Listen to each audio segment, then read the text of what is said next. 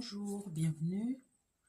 Alors, je suis ravie de vous retrouver pour l'acte 3 de notre déclaration de politique générale. Donc, j'entends la déclaration de politique générale du Premier ministre, d'accord?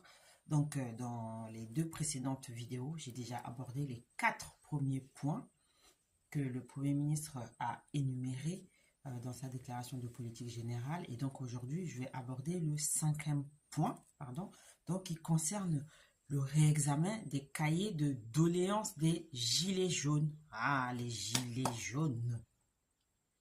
Ce mouvement, tous les samedis, les ronds-points, les sorties d'autoroute, les chemins étaient bloqués, barricadés, où il y avait des feux de camp, hein, où le matin, fallait jouer des coudes et des mains pour pouvoir aller au travail, etc. Ce mouvement qui se tenait tous les samedis.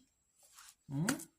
Bon, donc le Premier ministre souhaite reprendre l'étude des cahiers de doléances, donc qui étaient rédigés à l'issue des débats qui ont suivi la manifestation des Gilets jaunes. Donc, selon lui, le mouvement a été négligé. Et je suis d'accord avec lui parce que pendant ce moment-là, tout le monde s'est plus ou moins retrouvé dans ce mouvement, hein, sauf quand il y avait eu des extrêmes. Mais ce mouvement a commencé par la hausse des prix du carburant. Ça a commencé de cette façon. Il y a une dame qui avait fait une petite vidéo pour se plaindre des prix à la pompe. Et puis, ça a suivi, voilà, petit à petit, c'est monté, ça a pris une forme. Mais alors, c'était un truc dans le pays, hein. C'était quelque chose, tout le monde avait pratiquement adhéré à ce mouvement parce que, justement, comme le Premier ministre l'a affirmé, les Gilets jaunes ont dénoncé l'état qu'ils ressentent de notre société. C'était ça, c'était l'expression de l'exaspération de la classe moyenne qui travaillait mais qui n'avait pratiquement droit à rien et puis qui se faisait voilà, par les impôts. Hein.